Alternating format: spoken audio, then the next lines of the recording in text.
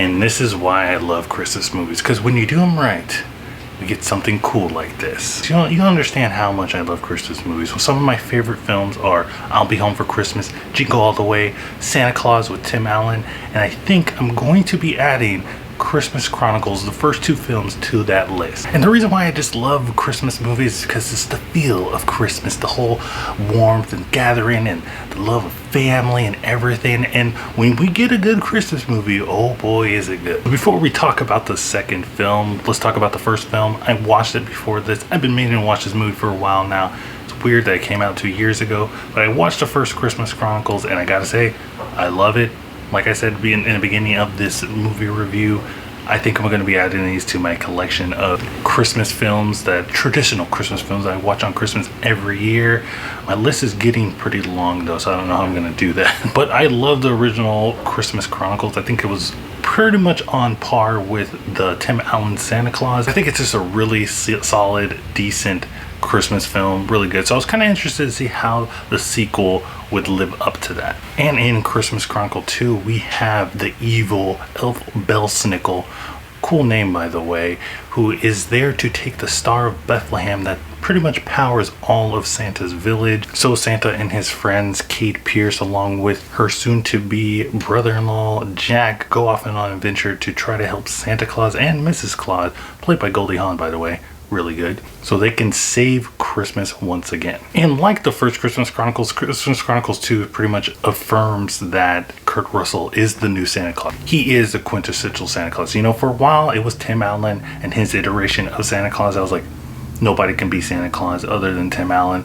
But I gotta say, Kurt Russell, he just blew Tim Allen out of the water. I still like it, Tim. I still like that. But this one is really hard to follow. And I've seen other people talk about Kurt Russell's portrayal of Santa Claus in this film, and pretty much he is born to play this role. And I have to agree with them. All the roles up to this has led him to be Santa Claus. It's so weird. I love Goldie Hawn as Mrs. Claus. She does a really good job. The characters in here, Kate Pierce is back.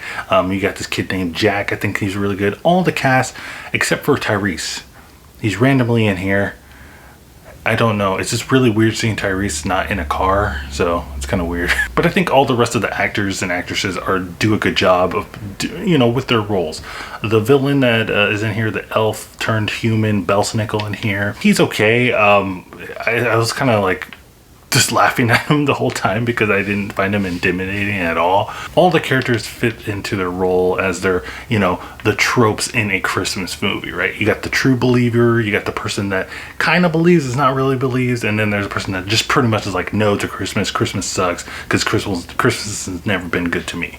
The CGI on the elves are like hit or miss for me. Sometimes they look pretty decent and it doesn't take me out of the movie, but sometimes there's instances where they have elves with chainsaws and I'm just like, I don't know. I don't know what's happening. And we're in the first one where we had no antagonist, much like the Tim Allen version of Santa Claus. There was an antagonist in that one, but actually, and now that I think about it, I think Tim Allen's ex-wife in there, and the new dad, the stepdad in there, they're the bad guys. But since the first Christmas Chronicles didn't have a villain, they had more opportunity to focus on the characters and dive deep into those characters and what makes them tick and why they are the way they are.